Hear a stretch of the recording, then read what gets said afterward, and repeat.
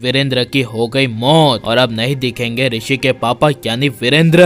और लक्ष्मी की आ गई याददाश्त। जी हाँ दोस्तों, भाग्य लक्ष्मी के आने वाले धमाकेदार एपिसोड में जब वीरेंद्र की कार पहाड़ी पे पलटने वाली होगी, तभी वीरेंद्र अपनी आखिरी माफी मांगते हुए लक्ष्मी को कहेगा कि लक्ष्मी मुझे माफ कर देना, मैंने तेरे साथ कुछ भी गलत किया हो तो, और साथ में बेटा नीलम को भी कहना कि वो मुझे माफ कर दे। यह सुनकर तभी रोती हुई लक्ष्मी कहेगी, नहीं बाबूजी ऐसा आप मत कहिए, मैं आपको अभी बचा लूंगी।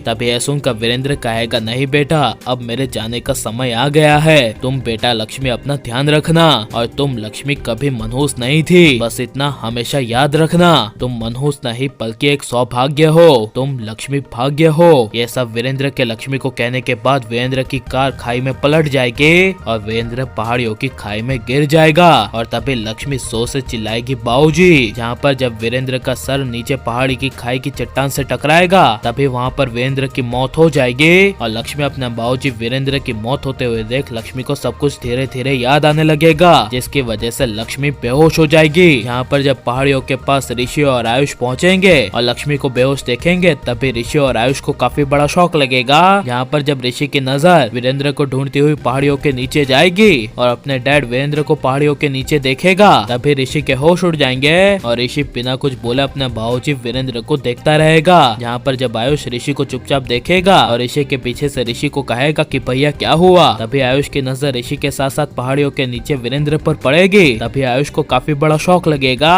और आयुष रोते हुए दिल से जोर से चीख कर चिल्लाएगा, मामू। यहाँ पर जब आयुष ऋषि को कहेगा कि भाई लक्ष्मी भाभी भी अभी है, इन्हें बचा लो, तभी ऋषि आयुष को कोई रिस्पॉन्स नहीं देगा। यहाँ पर जब आयुष लक्ष्मी को बचाने के लिए लक्ष्मी को हॉस्पिटल ले जाएगा और हॉस्पिटल में लक्ष्मी का इलाज जब डॉक्टर करेंगे और डॉक्टर आयुष को कहेंगे कि इनकी दिमागी हालत अभी पूरी तरह से उथल पुथल कर रही है, जैसे मानो कि इन्हें बहुत बड़ा झटका लगा हो। यह सुनकर तभी आयुष को काफी बड़ा शौक लगेगा और डॉक्टर आयुष को कहेंगे कि इनकी दिमागी हालत ठीक नहीं है, इसलिए इनका इलाज करते समय इनको होश लाते समय ये कोमा में भी जा सकती है, हम कुछ कह नहीं सकते। यह सुनकर तभी ऋषि वहाँ हॉस्पिटल में आएगा। तभी ऋषि डॉक्टर को कहेगा कि ठीक है, आप प्लीज मेरी लक्ष्मी को बचा लो, अब मेरे डैड के बाद वही मेरी जिंदगी है और अब मैं पता लगा कर ही रहूंगा कि हमारी घर की कार का ब्रेक फेल किसने किया था, और पता लगा कर रहूंगा कि कौन है वो जिसने मेरी लक्ष्मी को मारने की कोशिश की। ये सब जब ऋषि कहेगा और डॉक्टर लक्ष्मी का इलाज करेंगे, तभी लक्ष्मी को हॉस्पिटल में अचानक से होश आ जाएगा और लक्ष्मी होश में आते ही जोर से चिल्लाएगी, बाबूजी। यहाँ पर जब ऋषि आयुष लक्ष्मी के पास आएंगे और ऋषि आयुष लक्ष्मी को कहेंगे कि लक्ष्मी क्या हुआ, तभी लक्ष्मी बिल्कुल नॉर्मली बिहेव करती हुई ऋषि को कहेगी कि बाबूजी कहाँ पर है, उन्हें बचा लो ऋषि। तभी ऋषि झूठ बोलते हुए कहेगा, हाँ हाँ वो बिल्कुल ठीक है। जहाँ पर तभी जब लक्ष्मी ऋषि को अचानक से गले लगा लेगी और ऋषि को मलिष्का की सच्चाई बताती हुई कहेगी कि ये सब मलिष्का ने किया है, हमें जान से मारने की भी कोशिश मलिष्का ने की थी, तुम्हें याद होगा ऋषि, उसने हमारा एक्सीडेंट किया था, वो और कोई नहीं बल्कि मलिष्का ही थी, वो हम दोनों को मारना चाहती थी और उसी ने हमारा एक्सीडेंट किया था, मैंने अपनी आंखों से देखा था